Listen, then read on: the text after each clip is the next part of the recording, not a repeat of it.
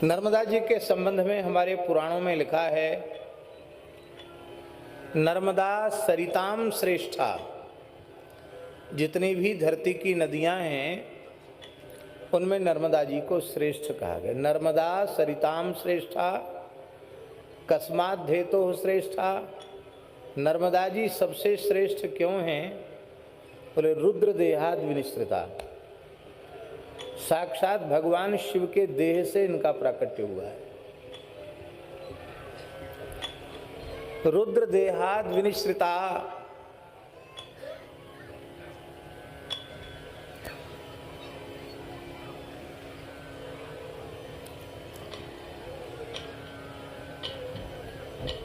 नर्मदा जी ने यह वर मांगा है भगवान से कि हमारे तट पर जिनकी भी मृत्यु हो, वे चाहे जड़ हो या चेतन हो, आयु पूरी करते उनका मोक्ष होना चाहिए।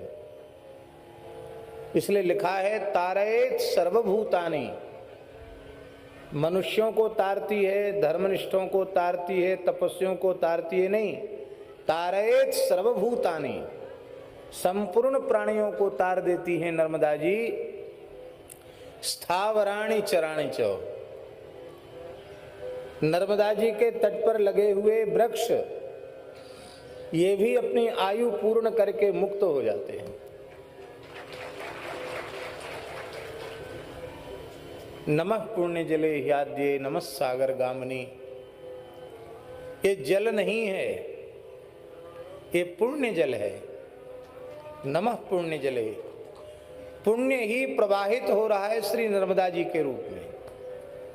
ये साक्षात पुण्य है। नमः पुण्य जले ह्याद्ये, ही शब्द निश्चयार्थक है। आद्य माने सृष्टि के आरंभ में प्रकट है नर्मदे। भगवती त्रिभुवन पावनी पतित पावनी श्री गंगा जी से भी नर्मदा जी का प्राकट्य बहुत पहले का है। इसीलिए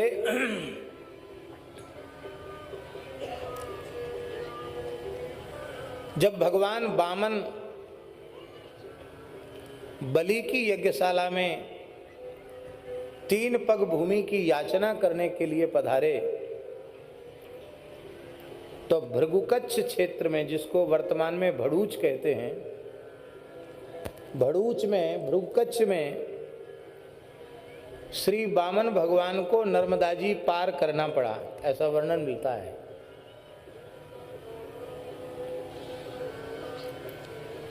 कथा बहुत प्रसिद्ध है कि भृगुकच्छ में यज्ञ हो रहा है, भड़ूच में बलि का 100वां अश्वमेध यज्ञ, और भगवान वामन नर्मदा पार करना चाहते हैं। हाथ में दंड है, कमंडल है, ग्रंथ है, कुशा का मोटक है, मृगचर्म है। तब तक एक ब्राह्मण दिखाई पड़ा। ब्राह्मण को भी जाना था बलि के यज्ञ में। उसने कहा, बटुक ब्रह्मचारी जी क्या विचार मग्न हैं? बोले, पंडित जी हमको भी बलि की यज्ञशाला में जाना है, यज्ञार्थ भूमि चाहिए हमको, तो भूमि दान लेने के लिए हमको भी जाना है। ब्राह्मण बोला, कैसे पार जाएंगे? बोले, इसी चिंता में निमग्न हूं कि नर्मदा जी को कैसे पार करूं। ब्राह्मण ने कहा कि पार तो हम आपको कर सकते हैं, हमारे कंधे पर चढ़ जाइए, बैठ जाइए, और कमर कमर भर जल है, आप छोटे आकार के हैं, डूबने का भय है, आप हमारे कंधे पर बैठिए, हम आपको पार तो कर देंगे, लेकिन दक्षिणा भी स्वरूप देख के मिलती है। हमारे यहाँ संतों में एक शब्द प्रचलित है, ब्रह्मचारी जी महाराज, दर्शनी विदाई है। हाँ, तो विदाई दक्षिणा जो होती है वो भी दर्शनीय होती है, स्वरूपान रूप होती है। तो आप इतने तेजस्वी हैं कि आपको बहुत विशिष्ट दक्षिणा मिलेगी, और हम तो सामान्य ब्राह्मण हैं, हमको तो सामान्य ने जो सबको पंचायती दक्षिणा होगी वही हमको मिलेगी, और आप इतने तपस्वी तेजस्वी हैं और इतने सुंदर हैं कि परम ब्राह्मण भक्त बलि आपको देखकर तो एकदम लट्टू हो जाएंगे, न्यौछावर हो जाएंगे, बहुत दक्षिणा देंगे। तो एक शर्त पर हम आपको पार कर सकते हैं, पार तो हम आपको कर देंगे, पर यज्ञशाला में पहुंचने के बाद और हमारी पूजा होगी, आपकी भी पूजा होगी, दोनों की पूजा संपन्न होने के बाद दक्षिणा को मिला दिया जाएगा, फिर आधा आधा हिस्सा मिलेगा। ये शर्त मंजूर हो तो चलो, पार कर देते, नहीं तो नहीं। भगवान हंसने लगे, बोले नहीं, आधे नहीं, जितना चाहो उतना ले लेना, पार कर दो। जैसे ही भगवान को अपने कंधे पर ब्राह्मण ने बिठाया, भगवान के श्रीअंग की दिव्य सुगंध, लेना चाहते हैं उससे निवेदन आप लोग वहाँ मध्य कुंड के पास जाकर के एकत्रित हो जाए, केवल यजमान चले जाए भैया।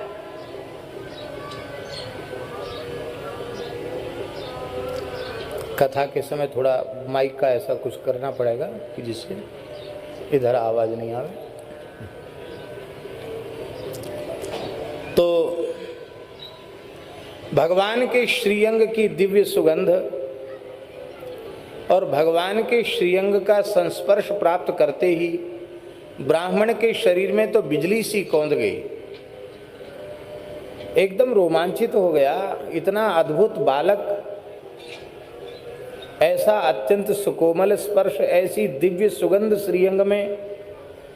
तब तक लाल लाल चरण देखे तो चरण तल में ध्वज, अंकुश, वज्र, शंख, चक्र, षटकोण, त्रिकोण, इंद्रधनुष आदि 48 चिन्ह थे। समझ गया कि ये साक्षात भगवान श्री हरि हैं। भाव मग्न होकर के ब्राह्मण नर्मदा जी के जल में ही स्थित हो गया, न आगे बढ़े न पीछे हटे। भगवान ने कहा, पंडित जी क्या हो गया, जल्दी पार करो। बोले महाराज अब एक दूसरी बात है। क्या? बोले आप पहले हमें भव सागर से पार करने का वचन दो, तब हम आपको नर्मदा जी से पार करेंगे। भगवान ने कहा, रे ब्राह्मण देवता, आपकी बुद्धि को क्या हो गया? जो छोटा सा बालक एक नदी को पार नहीं कर सकता, भला वो किसी को समुद्र से पार कैसे करेगा? वो भी आपने भव सागर कहा जिसकी कोई सीमा ही नहीं है, निस्सीम असीम भव सागर से कैसे पार करेगा? तो आप क्या सोच रहे हो? ब्राह्मण ने कहा, देखो हम आपको पहचान चुके हैं, ज़्यादा चतुराई दिखाओ मत, ज़्यादा 3 2 5 करोगे तो यहीं उतार देंगे आपको, फिर चाहे तैर के जाओ चाहे जैसे जाओ। भगवान समझ गए कि ब्राह्मण को हमारे स्वरूप का परिचय प्राप्त हो गया है। भगवान ने कहा, मेरा दर्शन, मेरा स्पर्श, मेरे साथ संभाषण होने के बाद भी भवसागर से पार उतरने में संदेह रह गया क्या? ब्राह्मण ने उस पार किया। ब्राह्मण ने भगवान के चरणों में साष्टांग प्रणाम किया और कहा कि भगवान, कहा चलो बलि की यज्ञशाला में दक्षिणा लेने। बोले जब तक आपके स्वरूप का परिचय प्राप्त नहीं था तब तक किसी से कुछ लेने की इच्छा थी, अब आपकी प्राप्ति के बाद अब कुछ पाना शेष रहा नहीं। अब किसी राजा महाराजा के यज्ञ में जाकर दक्षिणा लेने की अब आवश्यकता नहीं है। आपके चरणों में हमें अविरल प्रेम प्राप्त हो, यही प्रदान कीजिए। और भगवान, यद्यपि आपका दर्शन संसार चक्र से मुक्त करने वाला है, लेकिन मेरे मन में मुक्ति की कामना नहीं है। मेरे मन में एक इच्छा है कि आपका यह बाल रूप दर्शन करके मेरे मन में विशेष वात्सल्य भाव उदित हुआ है। मेरा मन है कि कभी आप पुनः अवतार लें तो मैं आपकी बाल लीला का दर्शन करूं, आप मुझे अपनी बाल लीला का सुख प्रदान करें। भगवान ने कहा कि 28वीं चतुर्युगी के द्वापर के अंत में जब हमारा वसुदेव नंदन नंदनंदन यशोदानंदन देवकी नंदन के रूप में अवतरण होगा, उस समय तुम हमारी माता यशोदा जी के कुल पुरोहित बनोगे। महराने थे पांडे आए, जिसको हमारे ब्रज में पांडे लीला कहते हैं। गर्ग संहिता के अनुसार वे वही ब्राह्मण थे जिन्होंने वामन भगवान को नर्मदा जी से पार किया था। वे ही नंदगांव बरसाने के निकट में महराना गांव है, हमारे ठाकुर जी का ननिहाल। तो वहाँ वे पंडित जी के रूप में, कुल पुरोहित के रूप में उत्पन्न हुए, और जब बालकृष्ण प्रभु प्रकट भये तो उनकी लीला का दर्शन करने महराने से चलकर श्री नंदगांव पधारे और वहाँ बालकृष्ण की बाल लीला का दर्शन करके कृतार्थ हुए। तो ये कथा जो है, इस कथा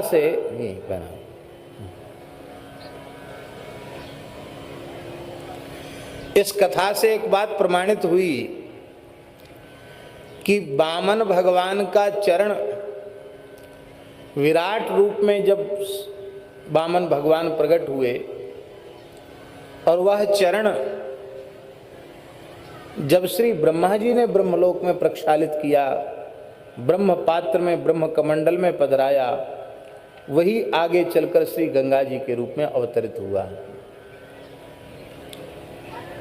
पर उस गंगा जी के कमंडलू में प्राकट्य के पहले ही नर्मदा जी थी। नर्मदा जी को श्री वामन भगवान ने पार किया, ऐसा पुराणों में वर्णन है। इसलिए नमः पुण्य जले याद्ये, ये आद्या है। नमः सागर गामिनी, ये समुद्र की ओर, पश्चिम समुद्र में जाकर के मिलती हैं। नमस्ते पाप निर्दाहे, नर्मदा जी के जल का दर्शन करने से, स्पर्श करने से पाप शरीर में ठहर नहीं सकता, संपूर्ण पाप जलकर भस्म हो जाते हैं। नमस्ते पाप निर्दाहे, नमो देवी वरानने, नमोस्तुते ऋषिगण सिद्ध सेविते। अन्य अन्य नदियों में ये महात्म्य है कि इन स्थलों में यह नदी अत्यंत पुण्य प्रदा है, पर नर्मदा जी की पूरी परिक्रमा, नर्मदा जी के दोनों ही तट अत्यंत पवित्र हैं, इसलिए संपूर्ण तट इसके महातीर्थ हैं। नमः पुण्य जले याज्ये, नमः सागर गामिनी, नमस्ते पाप निर्दाहे, नमो देवी वरानने, नमोस्तुते ऋषिगण सिद्ध सेविते। ऋषियों के समूह, सिद्धों के समूह नर्मदा जी का सेवन करते हैं। नमोस्तुते ऋषिगण सिद्ध सेविते, नमोस्तुते शंकर देह निश्रिते, भगवान शंकर के देह से प्रकट हैं। नमोस्तुते पुण्य जनानुसेविते,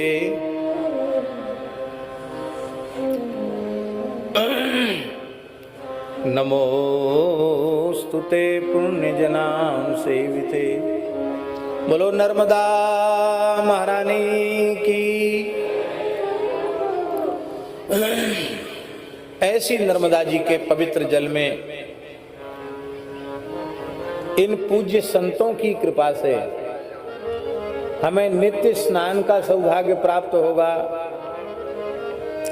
और आज तो हमारे ठाकुर जी की संपूर्ण रसोई सब नर्मदा जी के ही जल से, यद्यपि नल में भी वही आ रहे हैं कि नहीं, संतों से कहा नर्मदा जी से ही जल लाओ छान के, और ठाकुर जी की रसोई उसी से बनेगी। तो नर्मदा जी की अंक में, नर्मदा जी के गर्भ में, नर्मदा जी की गोद में, इन पूज्य संतों की मंगलमयी सन्निधि में हम आप सबको मानव जीवन का चरम फल सत्संग श्रीमद् भागवत की मंगलमयी कथा के माध्यम से सुलभ होने जा रहा है। कथा का समय यहाँ के अनुसार घोषित समय क्या है? 2 से 5 का। लेकिन हमको बहुत पहले से ही यह सूचना थी कि 3 बजे से कथा का समय है। 3 बजे से 6 बजे तक, 6:30 बजे तक। कब तक है?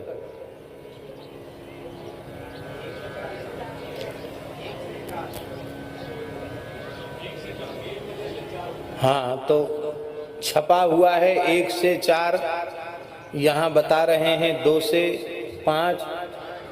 और हमको वृंदावन में सूचना मिली थी, क्योंकि सब जगह कथा का समय हमारा लगभग 3 बजे से 6:30 7 बजे तक का ही रहता है। तो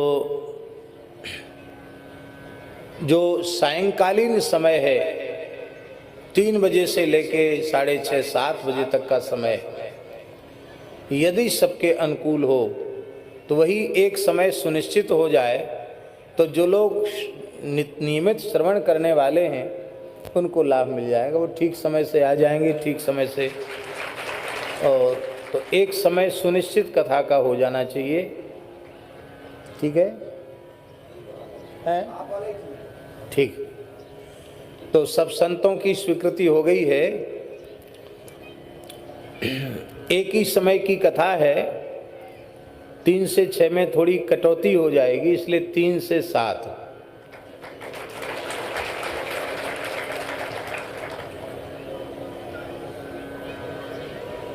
ठीक है? ठीक। तो और पूज्य श्री राम स्वरूप दास जी से हमारा आग्रह है कि यहाँ संतों को आप एकदम निश्चिंत कर दो। किसी तरह की कोई कमी, किसी प्रकार की नहीं, कोई कमी नहीं। ऐसा संतों को कल से हम देख रहे हैं कि सब बड़े परेशान से हैं व्यवस्था में, लेकिन व्यवस्था में कोई कमी है ही नहीं किसी तरह की। सर्वोत्तम व्यवस्था है। और ये अपने किसी पुरुषार्थ से, न अपने प्रारब्ध से हमें ये सौभाग्य मिला है। हमें ये सौभाग्य पूज्य संतों की कृपा से मिला है कि हमें नर्मदा जी की अंक में रहने का सौभाग्य इतने दिन तक मिलेगा।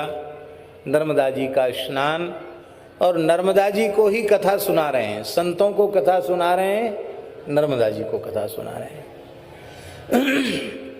यहाँ रहकर एक एक क्षण का सर्वोत्तम उपयोग सबको करना चाहिए। 20-21 वर्ष से यहाँ अखंड नाम संकीर्तन हो रहा है? 22 वर्ष हो गए बता रहे हैं।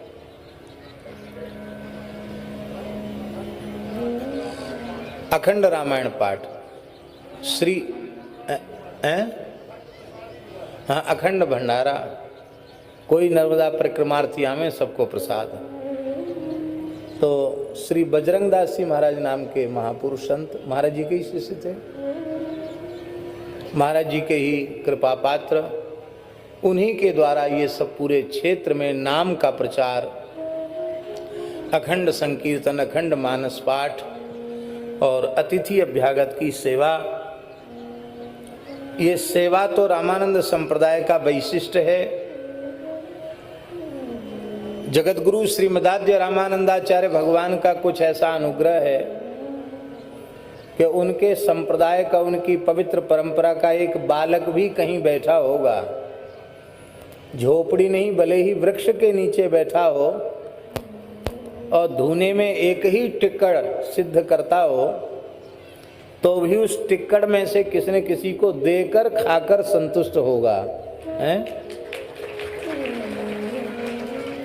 बांट के खाने की, देकर खाने की, पाने की जो परंपरा है वो बड़ी पवित्र परंपरा श्री रामानंद संप्रदाय की है।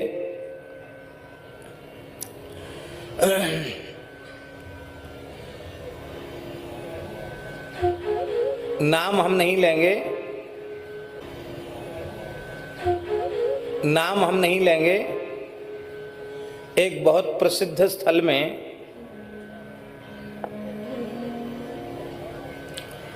हम लोग गए, बड़ा सुंदर आश्रम था, अभी भी आश्रम है ही है, और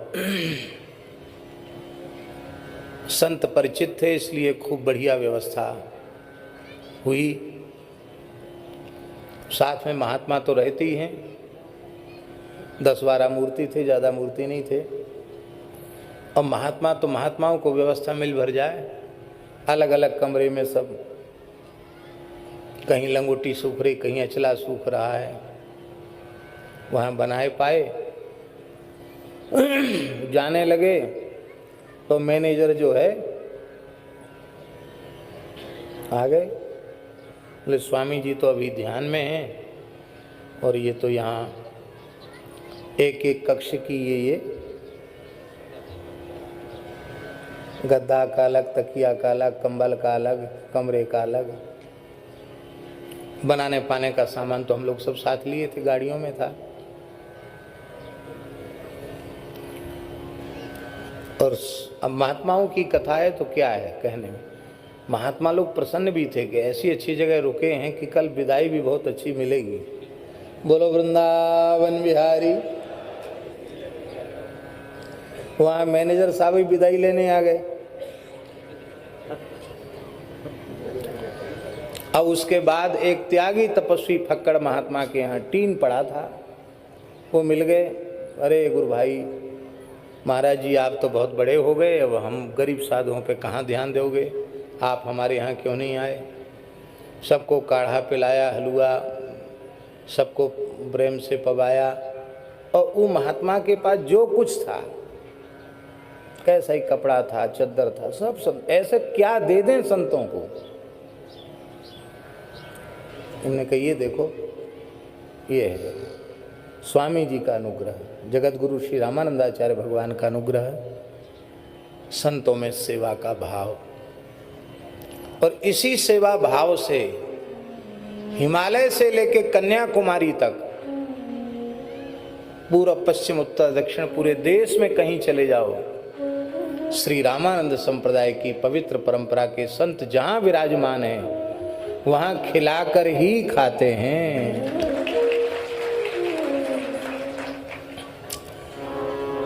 तो खूब पवित्र संस्कार यहाँ के लोगों को संतों के द्वारा प्राप्त हो रहे हैं। अधिक समय न लेते हुए हम कथा का शुभारंभ करते हैं। सर्वप्रथम श्रीमद् भागवत के महात्म्य का वर्णन किया गया है। सच्चिदानंद रूपाय विश्वोत्पत्त्यादि हेतवे तापत्रय विनाशाय श्री कृष्णाय वयं नमः। सच्चिदानंद स्वरूप विश्व की उत्पत्ति पालन संहार के मूल कारण, त्रिविध तापों के विनाशक भगवान श्री कृष्ण के चरणों में हम सब प्रणाम करते हैं। दूसरे श्लोक में श्री सुखदेव जी को प्रणाम किया गया। यम प्रव्रजंतम अनुपेतमपेत कृत्यं द्वैपायनो विरह कातर आजुहाव पुत्रेति तन्मयतया तर्वोभिनेदुस्तं सर्वभूत हृदय मुनिमानतोस्मि। सर्वभूत हृदय श्री सुखदेव जी के चरणों में हम सब प्रणाम करते हैं।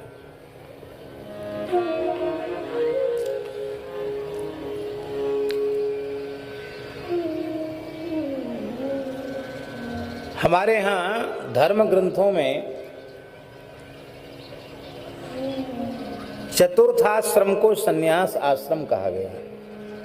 चतुर्थाश्रम को,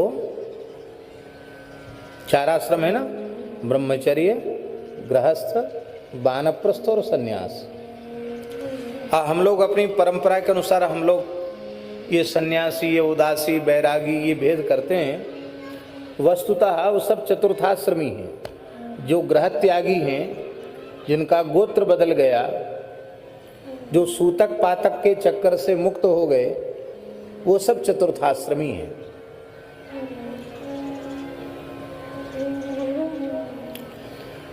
चतुर्थाश्रम वैराग्य अथवा सन्यास, ये इसके दो भेद हैं शास्त्रों में। एक विद्वत सन्यास है और एक विविदिशा सन्यास है। विविदिशा का अर्थ होता है वेत्तुम इच्छा, विविदिशा जानने की इच्छा।